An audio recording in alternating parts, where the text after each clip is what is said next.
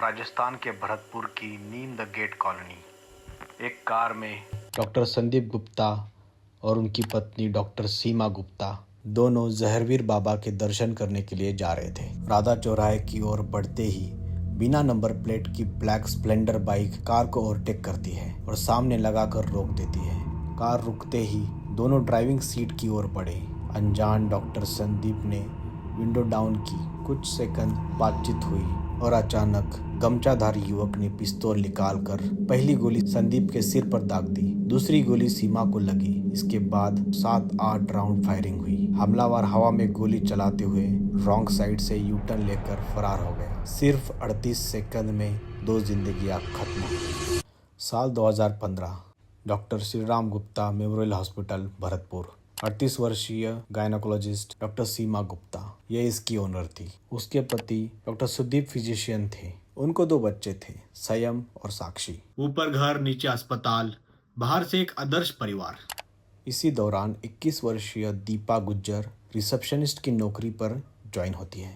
कम उम्र में शादी, 2 साल का बेटा शौर्य, घरेलू हिंसा और तलाक का केस। सीमा ने सहानुभूति में उसे नौकरी दे दी। धीरे धीरे दीपा और सुदीप के बीच काम को लेकर बातचीत बढ़ी। काम से दोस्ती और दोस्ती अफेयर में बदल गई। जब सीमा को इन दोनों के अफेयर के बारे में पता चला तो उसने दीपा को नौकरी से निकाल दिया। उन्हें लगा रिश्ता खत्म हो जाएगा, लेकिन सुदीप और दीपा चोरी छिपे मिलते रहे। सुदीप ने सूर्य सिटी में खरीदा हुआ विला दीपा को रहने के लिए दे दिया और पत्नी से झूठ कहा कि वो बैंक मैनेजर को किराए पर दे दिया है। शुरुआत में सब ठीक था, लेकिन दीपा को अपने बेटे के करियर की चिंता सताने लगी। इसी चिंता को मौका बनाकर डॉक्टर सुदीप से दीपा ने सैलून खोलने की इच्छा व्यक्त की।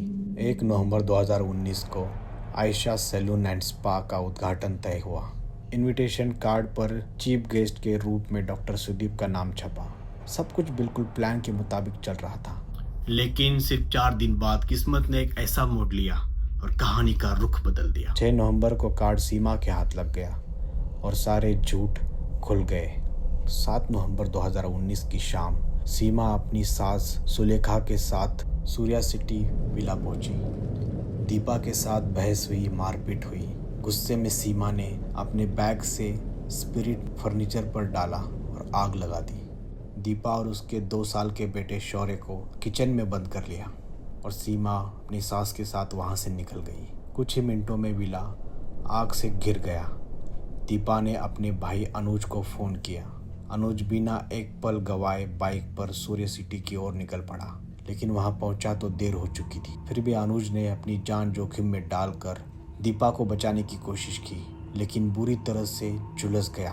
फायर ब्रिगेड ने आग बुझाई, पर दीपा और शौर्य की दम घुटने से मौत हो चुकी थी। सोसाइटी की सीसीटीवी फुटेज के जरिए पुलिस ने डॉक्टर सीमा और सुलेखा को गिरफ्तार कर लिया। कोर्ट में पेश करने के बाद उन्हें जयपुर सेंट्रल जेल में भेजा गया। वही डॉक्टर सुदीप को भी सीमा के साथ मिलकर सबूत मिटाने के आरोप में गिरफ्तार किया, क्योंकि हादसे के बाद उसने सीमा का साथ देना सही समझा था। लेकिन कुछ ही महीनों बाद तीनों एक-एक कर जमानत पर बाहर निकल आए। जब ये बात दीपा के भाई अनुज को पता चली तो उसके अंदर का गुस्सा उबलने लगा और उसी आक्रोश में वो डॉक्टर फैमिली को डराने धमकाने लगा। धीरे धीरे जो शुरुआत बहन के लिए बदला लेने की हुई थी, वो पैसा कमाने का जरिया बन गई। सच तो यही था कि अनुज की नीयत बिगड़ गई थी। 1, 2, 5, 10 लाख से लेकर अब 1 करोड़ की मांग कर रहा था और साथ ही में अस्पताल भी अपने नाम करने की डिमांड कर रहा था। इस मांग पर डॉक्टर कपल ने सीधा इनकार कर दिया।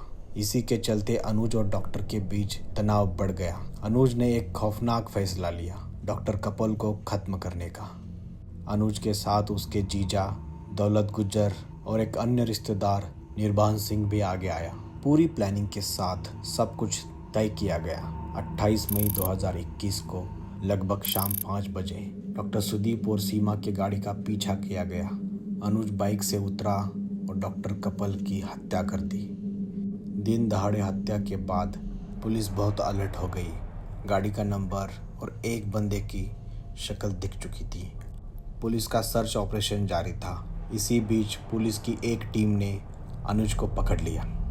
उसके बाद सभी अपराधियों को एक एक कर गिरफ्तार कर लिया और उन्हें भरतपुर सेंट्रल जेल में भेज दिया गया।